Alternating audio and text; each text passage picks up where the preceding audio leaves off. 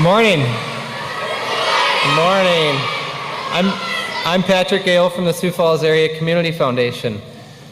Thank you all for attending today's discussion with Kara LaReau, author of the infamous Ratzos, Two Heads Are Better Than One.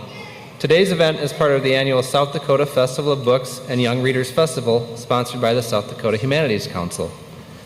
We also want to thank the Washington Pavilion for hosting this event and even more Young Readers Festival events tomorrow. And finally, our program today would be impossible without the help of some very special friends. The Young Readers One Book and the Young Readers Festival received generous financial support from United Way of the Black Hills, First Bank and Trust, the John T. Courage Foundation, and Northern Hills Federal Credit Union. If we have representatives from any of these organizations with us today, we ask that you please stand and be recognized. Let's give them a round of applause if they're here.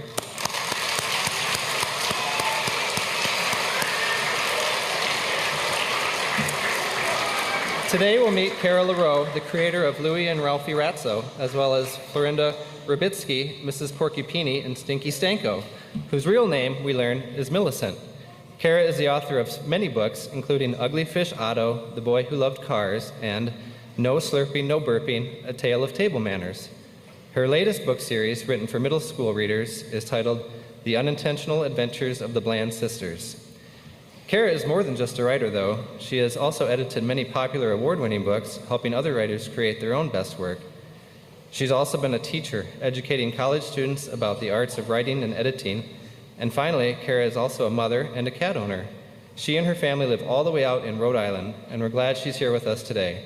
Please join me in welcoming the author of this year's Young Readers One Book South Dakota, the infamous Ratzos, Two Heads Are Better Than One, Kara LaReau.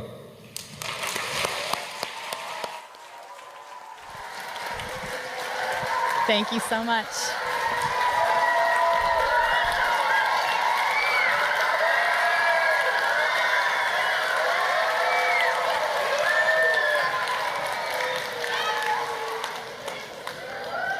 Good morning, Sioux Falls.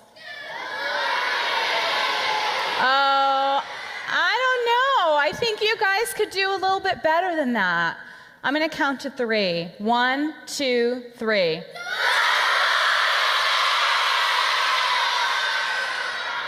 I think you're ready. I think you're ready. So, I don't know about you guys, but when I was growing up, and even now, a lot of people have told me that my name is hard to spell and hard to pronounce. So, I put it up here. There's a little handy guide for you. So, it's pronounced Kara LaReau. If I count to 3, can you say it for me? 1, 2, 3. Oh, that is music to my ears. Thank you so much. So, my name is Kara LaReau. I write all kinds of books for all kinds of kids. I thought that I would start out this morning by reading a little bit to you. And then I'm going to talk a little bit about how I came to be a writer. And then I'm going to maybe take some questions. Do any of you guys have questions out there? All right, so I'm going to do my best to answer some questions because I love questions. So what I'm going to do first is read from this. Good idea? All right. So, the infamous Ratzos Are Not Afraid, and I just want to say that as I talk to you guys today, I learned this trick from a teacher that when things get a little rowdy, I'm going to go like this, and this means to kind of quiet down, because I know things can get rowdy, and that's okay. So I'm going to read to you from the infamous Ratzos Are Not Afraid. I've got my little clicker here to help us all read together. Let's see.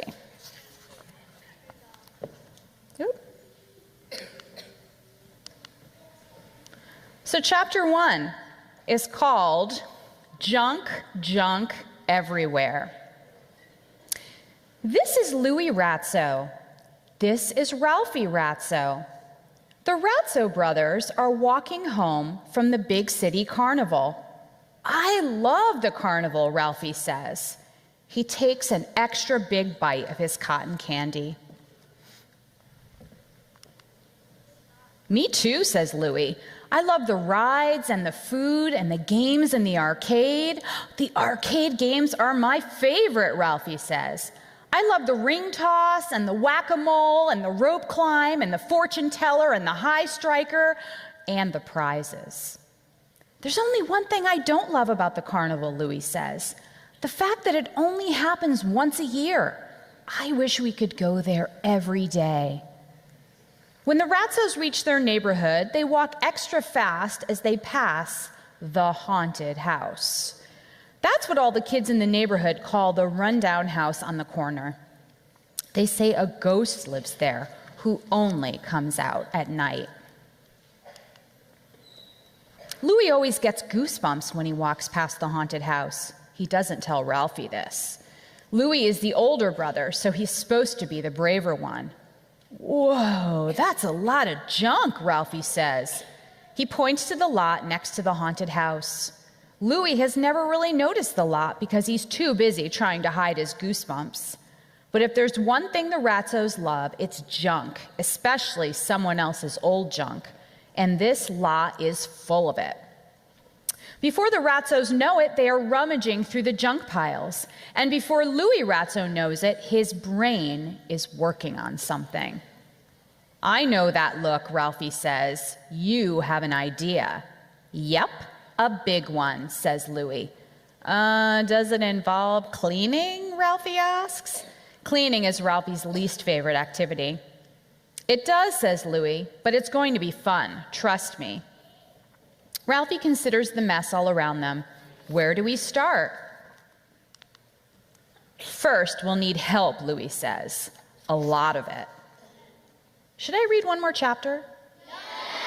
Yes? One more little one? Okay, let's do it.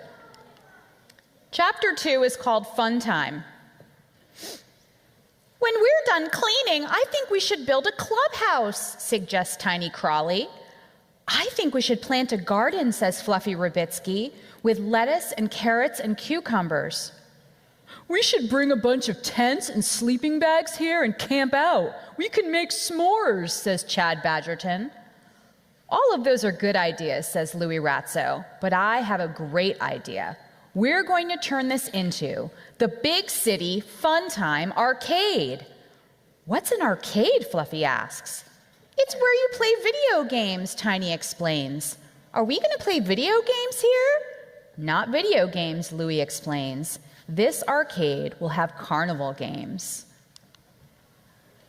Like the arcade at the Big City Carnival, Ralphie asks. Yep, but the Big City Carnival only comes around once a year, Louie reminds them. The Big City Fun Time Arcade will be around all year long. How are we going to turn this into an arcade, Chad asks. I have it all planned out, Louie says. We'll make the games using some of this junk, and we'll clear out the rest. We'll have an entrance where we'll sell tickets. And we have to have prizes, lots of prizes, Ralphie says. I figure we can give away our old toys, Louie says. When we make enough money from the tickets, we can buy better stuff. I have lots of old toys at home, says Tiny. Me too, says Fluffy. Excellent. Okay, back to work, team, shouts Louie. First we clean, then we build, then we play. What about all the old furniture over there, Chad says. He points to the pile of junk closest to the haunted house. Just looking in the direction of the house gives Louie a wave of goosebumps. He pretends to consult his plans extra carefully. You take care of it, Chad, Louie says. Why don't you take care of it, Chad asks.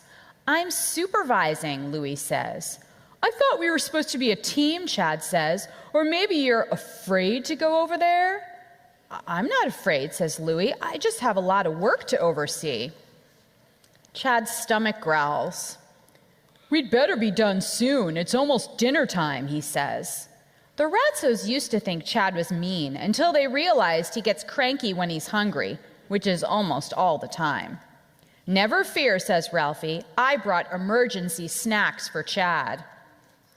As Chad eats and cleans, Louie glances up at the house.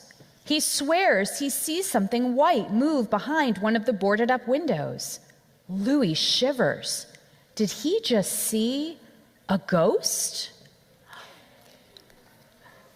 That's it for now. Thank you, guys.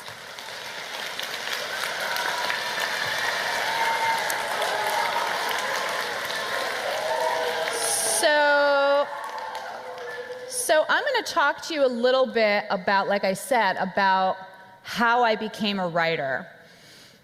And then there's going to be a point where I'm going to get really sick of hearing myself talk. And when that time happens, I'm going to see if I can answer some questions out here. So if I'm going to tell you how I became a writer, I'm going to have to go back to the beginning. And if I go back to the beginning, that means that I need to go back in time. Do you guys want to go back in time with me? Okay. If we're going to go back in time together, we all need to close our eyes, and then we're going to count to 3. 1, 2, 3.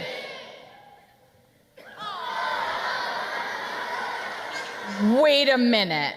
I know that, baby. That's me. This is me when I was a baby. Oh my goodness. Well, I was born in Connecticut, on the East Coast, and I actually still live on the East Coast. I live in Rhode Island now, in Providence, which is the capital of Rhode Island. And I was actually born in August, at the end of August. Do I have any August birthdays out here? How about August 21st? Anybody August 21st? Do I have a birthday twin here? Oh, I have a birthday twin here. Excellent. So some people think that having a birthday in December around the holidays is hard because you have to share your birthday with the holidays. When you have a birthday at the end of August, when I was growing up, for my birthday, I got school supplies for my birthday. And that was something I didn't really like back then. I like them now, but I didn't really like those back then. Thankfully, I was lucky in a lot of other ways. So my parents, this is my mom and dad with me, they were really supportive and they were really encouraging. And just about right after this picture was taken, they introduced me to my sister. I have a sister, a younger sister, and here are a couple of pictures from vacations that we took with my family. Oop. So this is me and my sister, and this picture over here is us snuggling up to a stuffed bear at a place called a dude ranch, where we had to pretend that we were cowboys and ride horses. And then this picture is me and my sister. It's one of our first trips to Disney World, and I think it was my dad's first time holding a camera, because it seems like he got his fingers in front of the lens. And then I was also lucky because where I grew up in Connecticut, a lot of my other family, my other relatives lived near us. And these are some pictures of me with my grandparents. This is me with my grandmother on the beach. My grandparents owned a beach cottage in Connecticut, and we got to go there in the summer, and I still have really good memories of that. And then this is me with my grandfather, and I'm going to talk about him a little bit later. But throughout it all, this is me when I was about 3 years old. I always loved hearing stories and telling stories. And right about this time when I was 3, I learned to read. So I learned to read when I was pretty young. And then when I was in elementary school, I think in 2nd or 3rd grade, so probably right around the age you guys are now, an author came to my school, kind of like how I'm visiting with you today. And he was actually an author and an illustrator, and his name was Hardy Gramatke. And he wrote and illustrated a lot of picture books. This is probably the one he's best known for, called Little Toot. It's about this tugboat. And he came to my school, and he talked about what he did as a writer, how he wrote his stories, and he drew some amazing pictures for us. But the thing that I got out of the visit was that I realized that Hardy Gramatke got paid to tell stories. And I didn't realize that that is something that you could do for a living. So once I realized that, that was all I ever wanted to do. I wanted to be a writer too. So I started writing all the time. And I read all the time. I loved reading then, and I love reading now. And here are some of the books. People ask me, what were some of your favorites when you were a kid? And whenever people ask me that, I always feel put on the spot, and I can never remember any of the titles. So I thought it would be helpful. I just put some of them up here on a slide. These are some of the books I liked when I was little. Do you guys recognize any of these? Some of them? Good, because they're really good books. So as you can see, I liked funny books. I liked books about kids who were funny and smart and snarky, because that's kind of what I considered myself to be. I liked mysteries, I liked adventures, and then when I got a little bit older, I liked books that were a little bit spooky and scary. So when I got older, I went to college for writing, and then I went to graduate school for writing, and all that time I worked on being a writer.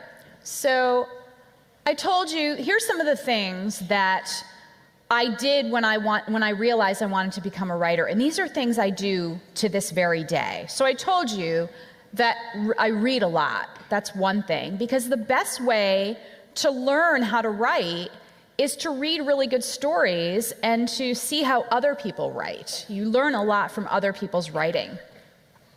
I also try to be observant. You guys know what being observant means, right? It means using your eyes and ears and trying to notice things in the world, trying to be present in the world, because that's where my ideas come from interesting or funny or interesting and funny things that I notice in the world.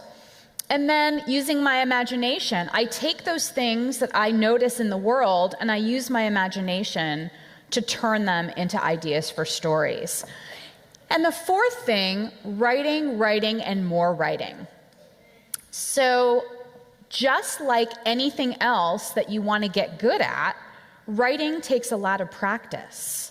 So I write all the time, and I also am part of a writing group, which is a bunch of friends. There's 3 of us in the group, and we're all writers. And we get together once a month, and we share our writing with each other, and we give each other suggestions for how to make our writing better, and then usually we eat some dessert. That works really well for us. So those are some of the things that I do. And then, so I told you I went to school for writing, went to graduate school for writing, and then I got a job as a book editor at a place called Candlewick Press. It's a book publisher in Massachusetts. And I worked as an editor. So when you're an editor, I wasn't writing. My job was to make other people's writing as clear and as entertaining as it could be. And so here are some of the books that I worked on when I was an editor. Do you guys recognize any of these? I bet you do. I bet you do. Yeah. Yep. Yep. I think that one of these authors maybe came here, an author and an illustrator came here. Kate has been here. Chris Van Dusen, who illustrated Mercy Watson, has been here. So you can imagine being around these authors and illustrators was really inspiring. It was so inspiring for me that I decided that maybe I would try to write something for kids too. But I was a little bit scared because I thought, people know me as an editor of these amazing authors. Maybe they don't really want to read anything of mine, or maybe I won't be any good at it. But then I realized the most important thing, if you want to be a writer, if you want to be someone who's creative, is taking risks. And when I say taking a risk, I don't mean putting yourself in danger, of course. I mean making yourself vulnerable or taking your work to an unexpected place. And so for me, I realized it was time to take a risk. It was time to try. So the first thing that I started to write was picture books. So I started writing for younger readers, and I sent my work out to some publishers, and it turned out that these publishers liked my stories and actually wanted to turn my stories into books. So here are some of my picture books. Yep. So you guys know any of these? Maybe a couple?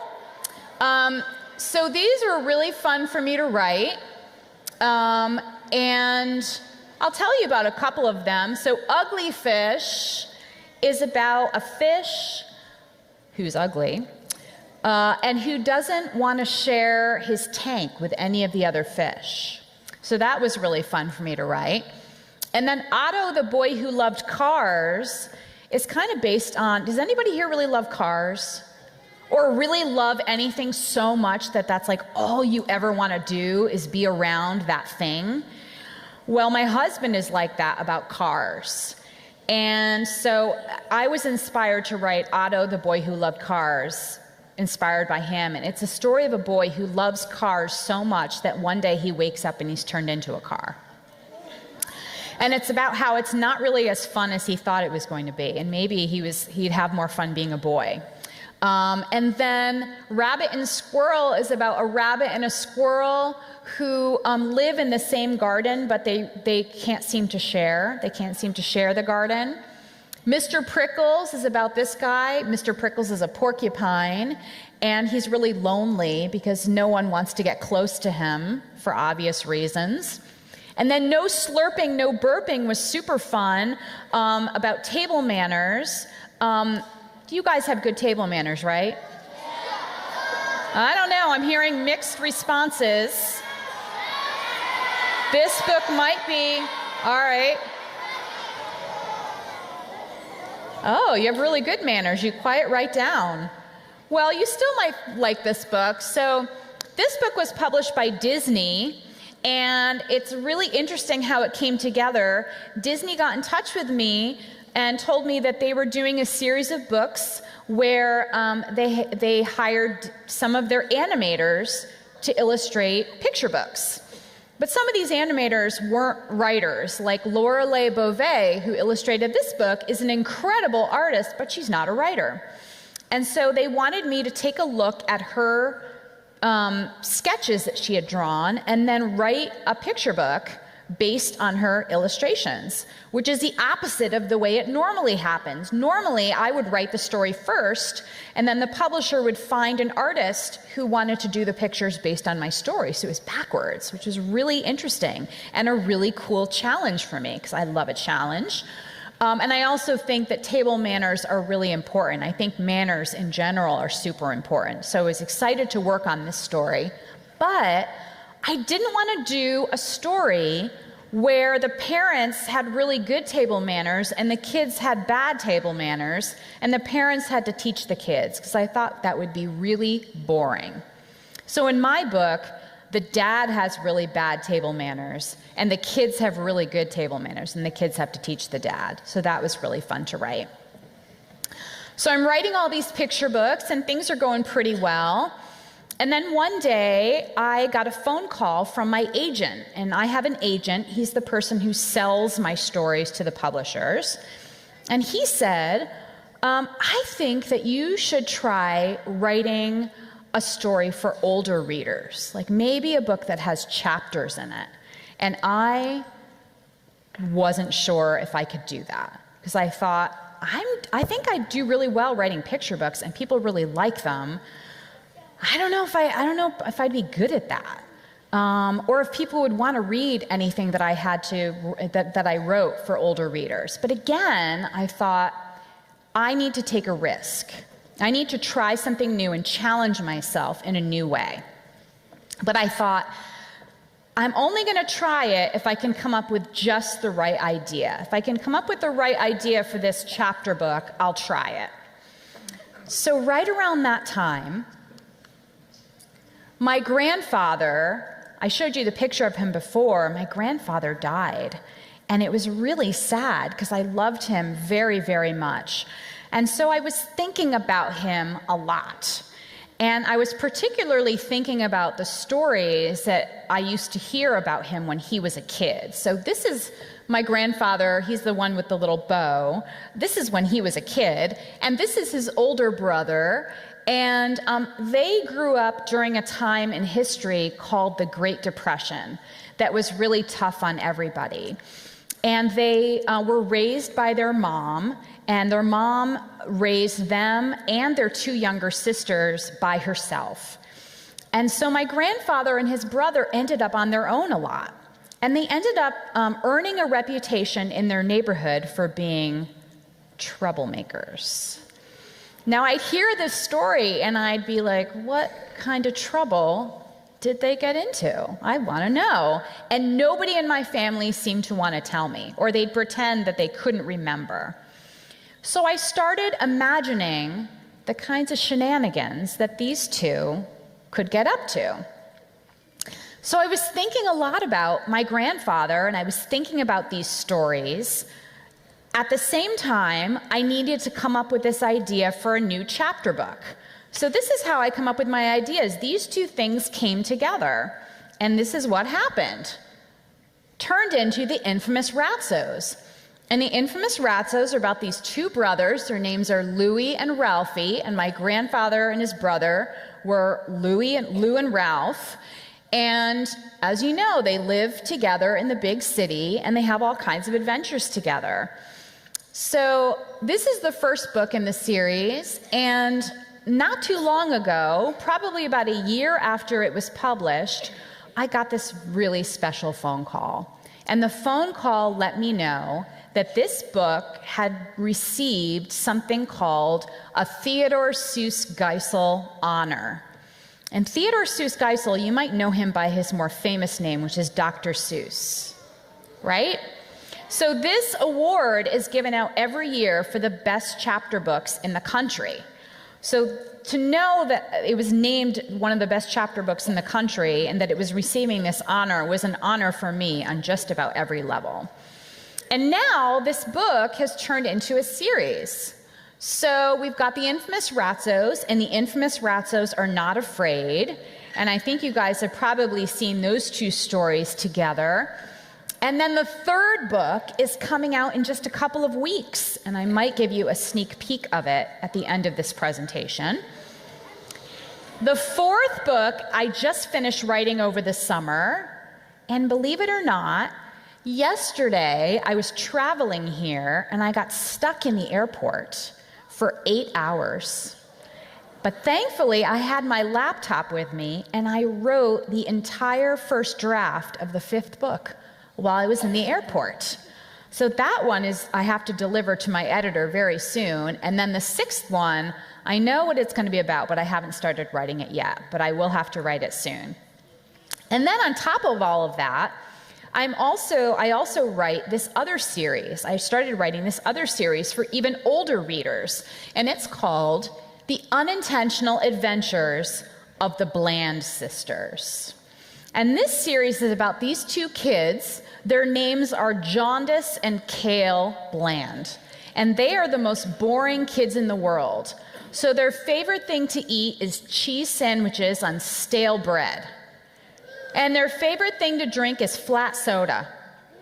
And their favorite book to read, the only book that they read, is the dictionary. So you can imagine what happens when these two kids get pulled into these exciting adventures. In this first book, called The Jolly Regina, they're kidnapped by this crew of really nasty lady pirates. And in the second book, called The Uncanny Express, they end up on this train and they have to solve a mystery. Do you guys like mysteries? Well, as I told you, when I was growing up, I loved mysteries. So it was super fun for me to write my own mystery.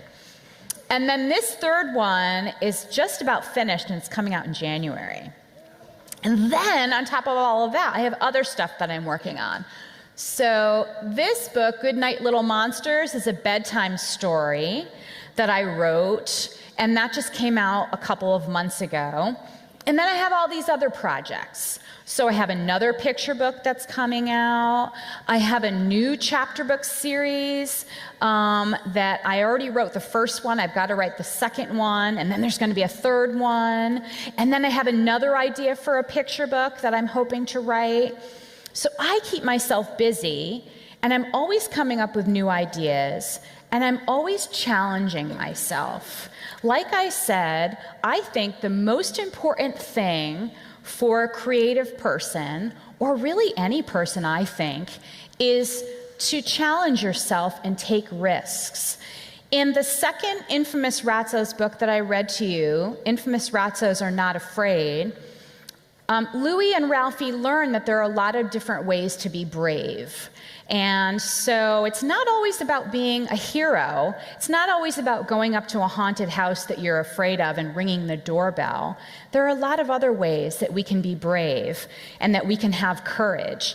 And not too long ago, I was reading a book by this author I really love for grown-ups called Brené Brown, and she started talking about courage. And she said something in the book that I thought was super cool and that really spoke to me. She said, courage is a heart word. And when she wrote that, it's because it really is a heart word. Because the first part of the word courage, that core part of it, that comes from Latin, the Latin word for heart. And so originally, the definition of courage was to speak one's mind by telling all one's heart. And that is what I try to do in all of my stories. I try to speak my mind by telling my heart. And so I try to have courage in everything that I do. So just as I've talked to you a little bit about how I came to be a writer and the risks that I took along the way and that I still take, I hope that maybe my story has encouraged you to have a little bit of courage in your life and maybe even in your writing. I told you I was going to get to a point where I was really sick of hearing myself talk, and I think that that point is now. Could I take maybe 3 questions from the audience? Is that possible? Oh, now I can see all of you, and you guys are looking good today. I'm going to take 3 questions, and then if I have a little bit of time, I'm going to give you a sneak peek at the next Infamous Ratzos story. So let's see. I'm going to take a question from here, and a question from here, and then a question from back there, because I don't want to forget you guys. So I'm going to ask you down here, wearing a pink jacket, yes, you. Can you tell me your name? Mila. And what's your question? You forgot it? All right, well, you can ask me later if you remember it. Does somebody over here have a question? Back there, you have a blue shirt that has amazing sparkles on it. Yes, you. What is your name? And what's your question? Did you forget your question too? All right, come back. Does anybody have a question where you know the question? You know the question. I bet you have a question. What's your name? Mason, what's your question? What time will the last book come out? Do you mean the last Infamous Ratzos book? That's a good question. So sometimes my publisher decides when it's going to come out. I think it's going to come out, what year is this? It's 2018? Probably 2020, I would think, or maybe even later than that, because we're putting out 1 book a year. So yeah, but you'll get to see the next book in just a couple of weeks. And then the 4th book is going to come out the year after that. So I'm going to take a question from over here. Let me see. Do you know, if you have to really know your question, you have a gold and black shiny jacket. What is your name? And what's your question? What happened to Mama Ratzo? Really good question. I get this question a lot. So, Mama Ratzo died, which is really sad, but that's what happened.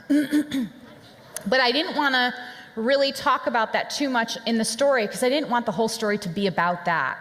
So that's why I didn't come right out and say it. But in the story, you can kind of see by the way they talk about her that's what happened, that's what happened to her. That's a really good question. I'm gonna take one more from back there, and I see a young lady back in the middle. You're wearing something in your hair that looks like, yes, that's you, yes. Stand up, what's your name?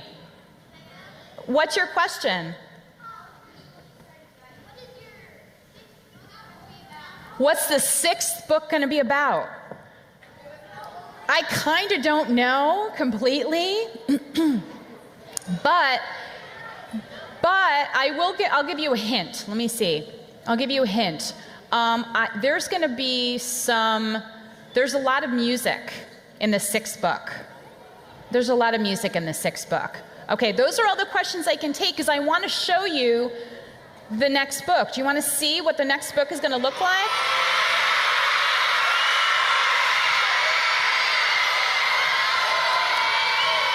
All right. All right, guys, here it comes. Let's count. 1, 2, 3.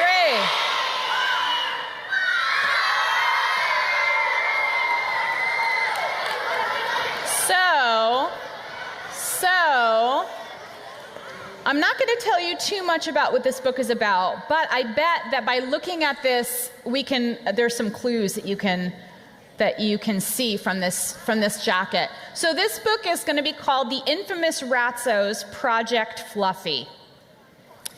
You can see Louie and Ralphie, do they look happy? Ralphie doesn't look happy, does he? So we know that that's going to happen.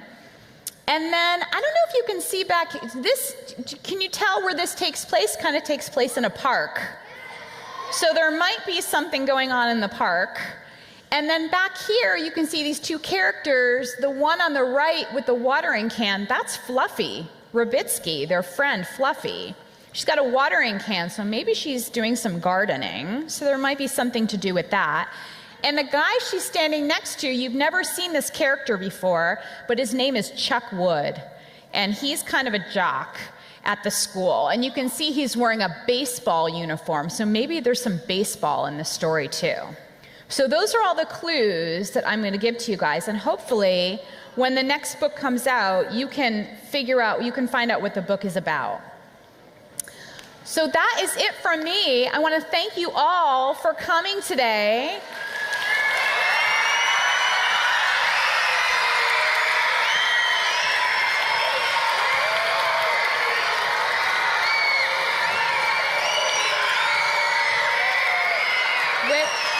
Wait a minute. Hold on. And I just want to say, I want to thank you so much for reading my books, because that's really the thing that keeps me going, is knowing that there are kids out there who are reading my books. So when I actually get to see all of you in person, it is super inspiring for me, and it makes me want to keep writing. So I want to thank you so much. And the other thing that I want to say to all of you is I want you to keep reading. I hope that you're all going to keep reading, and I hope that you're going to find new ways to challenge yourselves. You think you can do that for me? That's all I needed to know. I think my work here is done. Thank you so much.